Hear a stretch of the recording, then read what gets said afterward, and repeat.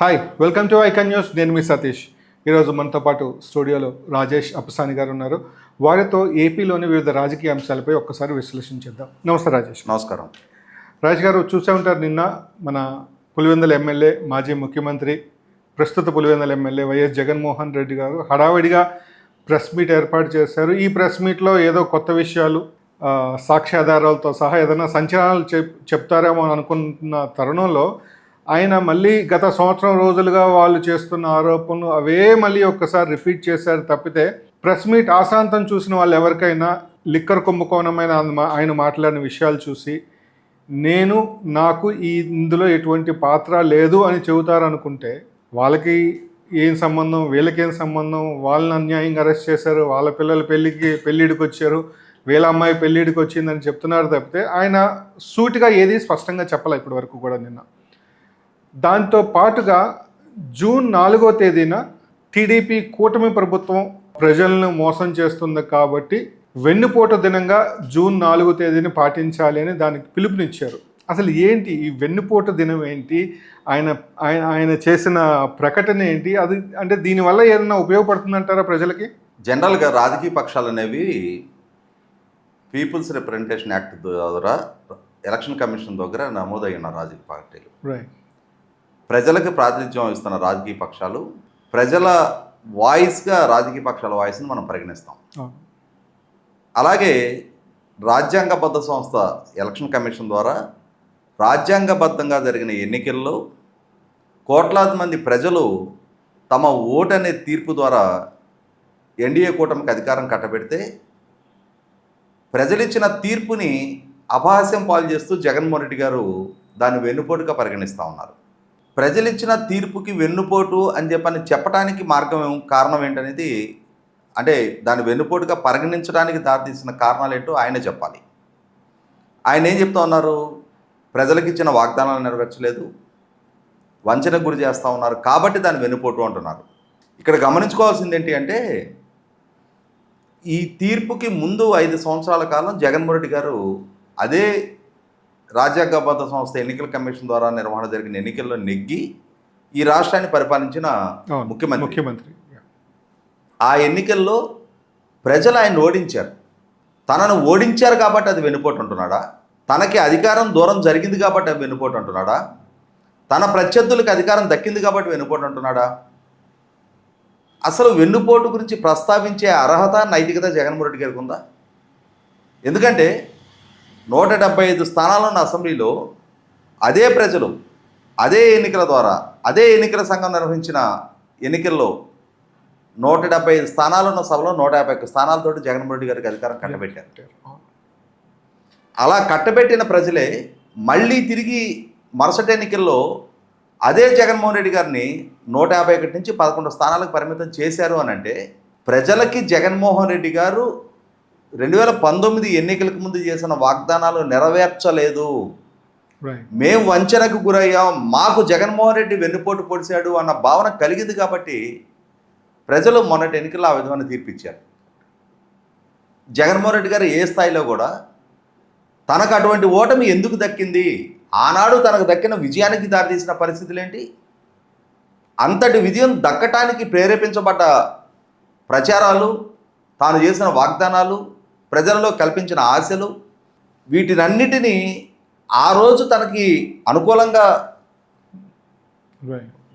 పరిణమించిన సంఘటనలు, సన్నివేశాలేంటి, ఇవాళ తనకు ప్రతికూలంగా ఇంతటి తీర్పు రావడానికి దారితీసిన పరిస్థితులు ఏంటనేది ఒక్కసారి కూడా సమీక్షించుకుంటే ఆయనకు అర్థమవుతుంది. కనీసం మన ఓటాళ్ళం 1కి 10 సార్లు పదే ప్రస్తావిస్తూ ఉన్నాం. ఎందుకు జగన్మోహన్ రెడ్డిని రాష్ట్ర రాజకీయ ముఖ చిత్రం నుంచి శాశ్వతంగా బహిష్కరించాలి అని చెప్పని రాష్ట్ర ప్రజలకు పదే నా ఓటు వాళ్ళం కూడా వేదికల మీద నుంచి కూడా ఎందుకు ప్రసంగిస్తూ ఉన్నాం? కారణం ఏంటి అంటే, ఇదే జగన్మోహన్ రెడ్డి గారు 2019 ఎన్నికలకు ముందు ఆనాటి ప్రభుత్వానికి వ్యతిరేకంగా విపరీతమైన నెగిటివ్ క్యాంపెయిన్ చేశారు. ఆనాడు జరగని నేరాలు జరిగినట్టుగా చిత్రీకరించారు, జరగని అవినీతి జరిగినట్టుగా చిత్రీకరించారు, జరుగుతున్న అభివృద్ధిని జరగనట్టుగా ప్రస్తావిస్తూ వచ్చారు, కల్పిస్తున్న ఉపాధి, గ్రౌండింగ్ అవుతున్న పారిశ్రామిక పెట్టుబడులని ఏమీ జరగటం లేదని చెప్పని ప్రజల్లో ప్రచారం చేశారు. అంతిమంగా తాను నంది అంటే నంది, పంది అంటే పంది అనగలిగే స్థాయికి ప్రజలని తనకు అనుకూలంగా మలుచుకోగలిగాడు. ప్రజలలో విపరీతమైన ఎక్స్పెక్టేషన్స్ పెంచాడు. తనకి గనక ఒక ఛాన్స్ ఇచ్చి అధికారం ఇస్తే 13 జిల్లాలని 13 హైదరాబాదులు చేస్తా అన్నాడు. ముఖ్యంగా యువతను లక్ష్యంగా చేసుకొని యూనివర్సిటీలు కాలేజీల చుట్టూ తిరిగి యోబేరియన్ని సదస్సులు ఏర్పాటు చేసి ప్రత్యేక హోదా ముగిసిన అధ్యాయం అని చంద్రబాబు నాయుడు అంటున్నాడు. ప్రత్యేక హోదా ముగిసిన అధ్యాయం కాదు, నాకు మెజార్టీ ఎంపీ స్థానాలు ఇవ్వండి, కేంద్రంలో అధికారంలో ఎవరున్నా వాళ్ళ మెడలోంచి నేను ప్రత్యేక హోదా సాధిస్తా. ప్రత్యేక హోదా కనుక సాధించిన పక్షంలో ప్రపంచవ్యాప్తంగా ఉన్న పెట్టుబడిదారులు మన ప్రాంతానికి వచ్చి పెట్టుబడులు పెడతారు. 13 జిల్లాలని 13 హైదరాబాద్కి అభివృద్ధి చేస్తా, లక్షలాదిగా ఉన్న ప్రభుత్వ ఉద్యోగాలు భర్తీ చేస్తా, మెగా డిఎస్సి కండక్ట్ చేస్తా, వలసలు లేని ఉపాధి కల్పిస్తా అని చెప్పని యువతకి రంగుల ప్రపంచం చూపించాడు. నమ్మిన యువత ఓట్లు వేశారు. ఆయన అడిగిన ఎంపీ స్థానాలు ఇచ్చారు. ఏమైపోయింది ప్రత్యేక హోదా? ఏమైపోయింది లక్షలాది ప్రభుత్వ ఉద్యోగాల నియామకం? ఎక్కడికి పోయింది పెట్టుబడులన్నీ? డిఎస్సి వంచనకు గురయ్యాం. జగన్మోహన్ రెడ్డి మాకు వెన్నుపోటు పొడిచాడు కాబట్టి జగన్మోహన్ రెడ్డికి ఏ ఓటైతే అతన్ని ఆ స్థాయిలో కూర్చోబెట్టిందో అదే ఓటు ద్వారా గుణపాఠం చెప్పాలి అని రాష్ట్ర వ్యాప్తంగా ఉన్న లక్షలాదికి నిరుద్యోగ యువత వాళ్ళు ఒక కంకణబద్దులైన నిర్ణయం తీసుకున్నారు. వారితో పాటు వారి కుటుంబ సభ్యులు కూడా జగన్మోహన్ రెడ్డికి ప్రతికూలంగా ఓటు వేశారు. కాబట్టి జూన్ 4న జగన్మోహన్ రెడ్డి వెన్నుపోటుకి వ్యతిరేకంగా దక్కిన ఫలితం అది. జనాభాలో సగభాగమైన మహిళలు, వాళ్ళకి ఏమని వాగ్దానం చేశాడు? మద్యం మీ కుటుంబాలని ఆర్థికంగాను ఆరోగ్యపరంగాను చిన్నభిన్నం చేస్తుంది, నాకు ఒక ఛాన్స్ ఇవ్వండి. ఇవాళ సమాజానికి పెనుభూతంగా మారిన ఈ మద్యాన్ని దశల వారీగా నిషేధిస్తా. 2024 ఎన్నికల నాటికి 5 స్టార్ హోటల్స్కి మాత్రమే మద్యాన్ని పరిమితం చెయ్యకుంటే నేను మీ ముందుకొచ్చి ఓటు అడగను అన్నాడు. మద్యం వల్ల బాధితులుగా మారుతున్న ప్రతి మహిళ జగన్మోహన్ రెడ్డి మాటలు విశ్వసించారు. అతని వెనక ర్యాలీ అయ్యారు. అతని గెలుపుకు దోహదం చేశారు. చేసిన పర్యవసానం జగన్మోహన్ రెడ్డి ఆ వాగ్దానాన్ని నెరవేర్చకపోగా మద్య విధానం మాటున కొత్త మద్యం పాలసీని అమల్లోకి తీసుకొచ్చి ధరలు పెంచాడు, నాణ్యత తగ్గించాడు. దాని పర్యవసానం కుటుంబాలు ఆరోగ్యపరంగా మరింత చితికిపోయాయి, చిన్నాభిన్నమైపోయాయి. ఆర్థికంగా కూడా కుటుంబాల స్థితిగతులే మారిపోయినాయి. వీటన్నిటి నేపథ్యంలో జగన్మోహన్ రెడ్డి వల్ల వెన్నుపోటుకు గురైన మహిళలు ఇచ్చిన తీర్పు జూన్ 4వ తారీఖు రోజున రాష్ట్రానికి రాజధాని నిర్మాణం, విభజన జరిగిన రాష్ట్రం, గ్రామీణ నేపథ్యం ఉన్న రాష్ట్రం, పారిశ్రామికీకరణ పెద్దగా లేని రాష్ట్రం, అటువంటి రాష్ట్రానికి ఒక సమగ్ర రాజధాని నిర్మాణం జరగాలి అని చెప్పని అసెంబ్లీ వేదికగా చేసిన తీర్మానానికి ఏకగ్రీవంగా మద్దతు ఇచ్చిన జగన్మోహన్ రెడ్డి మాటలు ప్రతిపక్ష నాయకుడిగా అమరావతిలోనే రాజధాని నిర్మాణం కొనసాగుతుంది, అమరావతిలోనే రాజధాని నిర్మాణం చంద్రబాబు నాయుడు గారి కన్నా మరింత వేగంగా నేను నిర్మాణం చేస్తానని చెప్పిన మాటలు నమ్మిన చంద్రబాబు నాయుడు గారి ద్వారా ప్రతిపాదించబడ్డ రాజధాని ప్రాంతంలో ఉన్న తాడికొండ, మంగళగిరి స్థానాలతో కూడా జగన్మోహన్ రెడ్డికే కట్టబెట్టారు. కానీ 5 సంవత్సరాల జగన్మోహన్ రెడ్డి పరిపాలనా హయాంలో వేలాది కోట్లు ఖర్చు పెట్టిన రాజధాని నిర్మాణ పనులను ఎక్కడికక్కడ స్తంభింపజేసిన పర్యవసానం, ముఖ్యంగా ప్రభుత్వంతో ఒప్పందం చేసుకొని తమ సర్వస్వమైన భూములని ప్రభుత్వానికి స్వాధీనం చేసిన రైతాంగం పట్ల అతను వ్యవహరించిన తీరు పట్ల రాష్ట్ర రాజధాని నిర్మాణం చేయకపోగా 3 ప్రాంతాల మధ్య ప్రాంతీయ విద్వేషాలు పెంచే విధానాలు ఎంచుకున్న పర్యవసానం తాము వంచనకు గురయ్యామన్న భావన ప్రతి అమరావతి ప్రాంత రైతుకి, రైతు కూలీకి, రైతు మహిళల్లో కూడా కలిగిన పర్యవసానం వారి మీద జరిగిన వేధింపులు, కేసులు, అరెస్టులు, వ్యక్తిత్వ హననాలు, దాడులు, దౌర్జన్యాల నేపథ్యంలో కసిగా పట్టుదలతో వాళ్ళందరూ కూడా జూన్ 4వ తారీఖు ఇచ్చిన తీర్పు జగన్మోహన్ రెడ్డి వల్ల జరిగిన వంచనకి, వెన్నుపోటుకి వ్యతిరేకంగా ఇచ్చిన తీర్పు జూన్ 4. అలాగే 52 స్థానాలున్న రాయలసీమ, చంద్రబాబు నాయుడు గారు, జగన్మోహన్ రెడ్డి గారు ఇరువురు రాయలసీమ వాసులు అయినా సరే జగన్మోహన్ రెడ్డి గారిని రాయలసీమ ఓన్ చేసుకుంది. 52 స్థానాల్లో 3 స్థానాలు తెలుగుదేశం పార్టీకి దక్కితే మిగిలిన 49 స్థానాలు జగన్మోహన్ రెడ్డి గారికి కట్టబెట్టారు. పారిశ్రామికీకరణ పరంగా, ఇరిగేషన్ రంగ పరంగా, మైక్రో ఇరిగేషన్ పరంగా తమకి, తమ బిడ్డలకి, తమ ప్రాంతానికి భవిష్యత్తు దార్శనికుడిగా జగన్మోహన్ రెడ్డి నిలవగలడు అని చెప్పని ఒక నమ్మకంతో జగన్మోహన్ రెడ్డి వెనక సేలైన రాయలసీమ అతని పాలనా తీరు చూసిన తర్వాత, అతని పాలనా దక్షత చూసిన తర్వాత, రాయలసీమ పట్ల కనపరిచిన శ్రద్ధ చూసిన తర్వాత, అక్కడ ఇరిగేషన్ రంగానికి ఇచ్చిన ప్రాధాన్యత, అక్కడ పారిశ్రామిక సంస్థలను గ్రౌండింగ్ చేయించకపోగా ఉన్న పారిశ్రామిక సంస్థలను తరివేస్తున్న తీరు చూసిన తర్వాత, ముఖ్యంగా అక్కడున్న కొద్దిపాటి నీటి వనరులను సద్వినియోగం చేసుకోవడానికి, వాటి ద్వారా అక్కడ హార్టికల్చర్ ప్రమోట్ చేయడం ద్వారా కుటుంబాల స్థితిగతులు మెరుగుపడటానికి చంద్రబాబు నాయుడు గారి ప్రభుత్వం 90% సబ్సిడీతో 17 లక్షల ఎకరాలకు డ్రిప్ పరికరాలు ఇస్తే, జగన్మోహన్ రెడ్డి ప్రభుత్వం ఆ పథకాన్నే పడకన పెట్టిన పర్యవసానం. కులాలకు అతీతంగా, మతాలకు అతీతంగా, ప్రాంతాలకు అతీతంగా మొత్తం రాయలసీమ జగన్మోహన్ రెడ్డి వెన్నుపోటు పట్ల చూపించిన ప్రతిఘటన జూన్ 4 తీర్పు. 49 స్థానాలు 2019లో దక్కిన రాయలసీమలో మొన్నటి ఎన్నికల్లో 45 స్థానాలు కూటమికి దక్కాయి. ఇది జగన్మోహన్ రెడ్డి వెన్నుపోటుకు వ్యతిరేకంగా ఇచ్చిన తీర్పు. అలాగే 3 రాజధానుల పేరిట ప్రాంతీయ విద్వేషాలు పెంచే ప్రయత్నం చేసి విశాఖపట్నం ఎగ్జిక్యూటివ్ రాజధాని అని చెప్పిన ప్రకటించి అక్కడ రాజధాని ఏర్పాటు దిశగా ఒక్కడుగు ప్రయత్నం చేయకపోగా ఆ ప్రాంత ప్రకృతి వనరుల్ని, భూముల్ని అడ్డగోలుగా దోపిడీ చేసిన పర్యవసానం ఆ ప్రాంత ప్రజలు జగన్మోహన్ రెడ్డి వెన్నుపోటుకి వ్యతిరేకంగా ఇచ్చిన తీర్పు.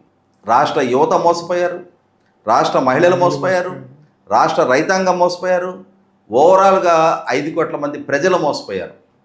మైకి దొరికిన ప్రతి సందర్భంలో నా ఎస్సీలు, నా ఎస్టీలు, నా బీసీలు, నా మైనారిటీలు అని చెప్పని కులాల పేరిట పోలరైజేషన్ కోసం ప్రయత్నం చేసిన జగన్మోహన్ రెడ్డి పాలనా హయాంలో 5 సంవత్సరాల అతని ద్వారా ప్రతిపాదించబడ్డ బడ్జెట్లో కేటాయింపులే తప్ప అమల్లో ఎస్సీ ప్లాన్ అనేది అగమ్య గోచరంగా మారిపోయిన నేపథ్యంలో ఒక్క సంవత్సరం కూడా కుల కార్పొరేషన్ ద్వారా స్వయం ఉపాధి పొందడం కోసం, సెల్ఫ్ ఎంప్లాయ్మెంట్ కోసం క్రెడిట్ క్యాంపులే కండక్ట్ చేయని పర్యవసానం. ఇవాళ జగన్మోహన్ రెడ్డి వల్ల తమ భవిష్యత్తు సుస్థిరం కాదు అని చెప్పని జగన్మోహన్ రెడ్డి వాగ్దానాల ప్రభావంతో నమ్మి అతను వెనక నడిచి వాళ్ళ అతను వెన్నుపోటుకి బలైపోయామని చెప్పని రాష్ట్ర వ్యాప్తంగా ఉన్న అన్ని వర్గాల ప్రజలు జగన్మోహన్ రెడ్డి వెన్నుపోటుకి వ్యతిరేకంగా ఇచ్చిన తీర్పు జూన్ 4. క్రమం తప్పని డిఎస్సి ఇస్తా, క్రమం తప్పని డిఏలు ఇస్తా, మెరుగైన పిఆర్సీ ఇస్తా, వారం రోజుల్లో సిపిఎస్ రద్దు చేస్తా, పోలీస్ సిబ్బందికి వారాంతపు సెలవులు ఇస్తా అని చెప్పని రాష్ట్రంలో ఉన్న లక్షలాది మంది ప్రభుత్వోద్యోగులు, వారి కుటుంబ సభ్యుల్ని తనకు అనుకూలంగా మలుచుకొని వారి చేత మేము జగన్మోహన్ రెడ్డి గెలుపు కోసం కుడి చేత్తో ఎడమ చేత్తో ఓట్లు వేసాము అని చెప్పని వారి చేతే బహిరంగంగా ప్రకటింపజేసుకొని 2019లో అమలుపరచాల్సిన పిఆర్సీ కమిషన్ రిపోర్టుని 2022 వరకు డ్రాగ్ చేసి 2018లో పెండింగ్ ఉన్న 2 డిఎల్ని సాగ్గా చూపించి చంద్రబాబు నాయుడు గారికి వ్యతిరేకంగా ప్రచారం చేసిన జగన్మోహన్ రెడ్డి గారు 2019 నుంచి 2024 వరకు not even a single DA, ఒక్క డిఏ కూడా 5 సంవత్సరాల టెన్యూర్లో అమలు చెయ్యని ఏకైక ముఖ్యమంత్రిగా చరిత్రలో నిలిచిపోయిన నేపథ్యంలో అప్పటి వరకు అమల్లో ఉన్న 27% ఇన్కమ్ రిలీఫ్ కన్నా కూడా 4% తక్కువగా 23% పిఆర్సీ అమలు చేసిన జగన్మోహన్ రెడ్డి గారు సిపిఎస్ రద్దు చేస్తానని చెప్పి అధికారంలోకి వచ్చిన తర్వాత అవగాహన లేని వాగ్దానం చేశాను, క్షమించండి అని చెప్పిన జగన్మోహన్ రెడ్డి గారు క్షమించని చెప్పాడా? సజ్జల రామకృష్ణారెడ్డి చెప్పాడు, ఆయన చెప్పాడు అవగాహన లేక వాగ్దానం చేశారు అని చెప్పని. అదే సందర్భంలో సిపిఎస్ కన్నా మెరుగైన గ్యారంటీడ్ పెన్షన్ స్కీమ్ జీపీఎస్ అమల్లోకి తెస్తున్నాము అని చెప్పని వంచనకి గురి చేసిన నేపథ్యంలో జీపీఎఫ్ లోన్లు, జిఐఎల్ఐ లోన్లు, సరెండర్ లీవ్ ఎన్కాష్మెంటు, ఆఖరికి రిటైర్ అయిన ప్రభుత్వోద్యోగులకి ఇచ్చే పెన్షన్లో కూడా 70 సంవత్సరాలు దాటిన వారికి ఇచ్చే అడిషనల్ క్వాంటమ్ ఆఫ్ పెన్షన్ కూడా కోత విధించిన జగన్మోహన్ రెడ్డి గారు, వాళ్ళ హెచ్ఆర్ఎస్ ల్యాబుల్లో 2% కోత విధించిన జగన్మోహన్ రెడ్డి గారి వైఖరి పట్ల, అతని వల్ల జరిగిన వెన్నుపోటు పట్ల ఉద్యోగులు, వారి కుటుంబ సభ్యులు, వారి బంధుమిత్రులు వెలువరించిన ప్రతిఘటన జూన్ 4 తీర్పు. ఇవాళ రాష్ట్ర వ్యాప్తంగా ఉద్యోగులు, మహిళలు, యువత, రైతాంగం కులాలకు అతీతంగా, ప్రాంతాలకు అతీతంగా జగన్మోహన్ రెడ్డి పాలన పట్ల, అతని ద్వారా జరిగిన వెన్నుపోటు పట్ల ప్రతిఘటనతో జూన్ 4 తారీఖు వాళ్ళ ఓటు ద్వారా ఒక తీర్పు వెలువరిస్తే ఆ తీర్పుని జగన్మోహన్ రెడ్డి గారు వెన్నుపోటు దినంగా ప్రస్తావిస్తూ ఉన్నాడు. అంటే ప్రజాస్వామ్యంలో ప్రజలు ఇచ్చిన తీర్పుని జగన్మోహన్ రెడ్డి అవమానిస్తూ ఉన్నాడు. ప్రజలకు ప్రాతినిధ్యం వహించే రాజకీయ పక్షంగా మళ్ళీ తిరిగి అదే ప్రజల మన్నన పొందాల్సిన రాజకీయ నాయకుడిగా రాజకీయాల్లో కొనసాగుతూ నేటికి చట్టసభకు ప్రాతినిధ్యం వహిస్తున్న జగన్మోహన్ రెడ్డి గారు ఎన్నికల్లో ప్రజలు ఇచ్చిన తీర్పుని అవమానిస్తున్న నేపథ్యంలో అతని రాజకీయ పార్టీని కూడా అసలు రాజకీయాల్లోనే కొనసాగనివ్వకుండా నిర్ణయం తీసుకోవాల్సిన బాధ్యత కూడా అదే ప్రజల మీద ఉంది. చూద్దాం, జగన్మోహన్ రెడ్డి ఇదే వైఖరి కొనసాగించినప్పుడు ఇదే విధమైన వ్యవహార శైలితోటి వ్యవస్థల్ని, ప్రజలని, రాజ్యాంగాన్ని, ప్రజలు ఇచ్చిన తీర్పును కూడా అవమానించడమే తన విధిగా కనుక అతను రాజకీయాన్ని కొనసాగించినప్పుడు అంతిమంగా ఇవాళ అధికారాన్ని దూరం చేసిన ప్రజలు రేపటి రోజున వారి తీర్పుతోటి శాశ్వతంగా అతని పార్టీకి ప్రజలలో గుర్తింపు కూడా లేకుండా చేసే పరిస్థితి అతనే సృష్టించుకుంటాడు. సో అంటే ఇప్పుడు మీరు చెప్పిన వరకు కూడా జూన్ 4 ఫలితం వచ్చిన రోజుని వెన్నుపోటు దినంగా అంటే ప్రజలెత్తిన తీర్పుని ఆహ్వానం చేస్తున్నాడని నేను అనుకోలేదు. బట్ ఆయన ఉద్దేశం ప్రకారము ప్రభుత్వం మారి సంవత్సరం కాలం అయినా వాళ్ళ హామీలు అమలు చేయలేదనే ఉద్దేశంతో వెన్నుపోటు దినంగా ప్రకటించాలని అనుకున్నాడు. అంటే ప్రభుత్వాన్ని విమర్శించదలుచుకుంటే ప్రభుత్వం ప్రమాణ స్వీకారం చేసిన జూన్ 12 పరిగణలోకి తీసుకోవాలి. కానీ జూన్ 4 ప్రజలు ఇచ్చిన తీర్పు దినం, దాన్ని వెన్నుపోటు దినంగా ప్రస్తావిస్తున్నాడు అని అంటే రాష్ట్రంలో ఉన్న 5 కోట్ల మంది ప్రజలను అవమానిస్తా ఉన్నాడు. సో ఫలితాలు వచ్చిన తర్వాత అయినా ఆయన పరిపాలనని, ప్రజల తీర్పుని ఒకసారి సమీక్షించుకుంటాడు అని ఆశించాము. కానీ అవేమీ పట్టకుండా అదే మోసధోరణిలో ఆయన వెళ్తున్నాడు. ఇప్పుడు మారకపోతే ప్రజలే ఆయన మార్చారు. సో ఇకనైనా మారి ప్రజలకు ఉపయోగపడే విధంగా కార్యక్రమాలు చేస్తాడని ఆశిద్దాం.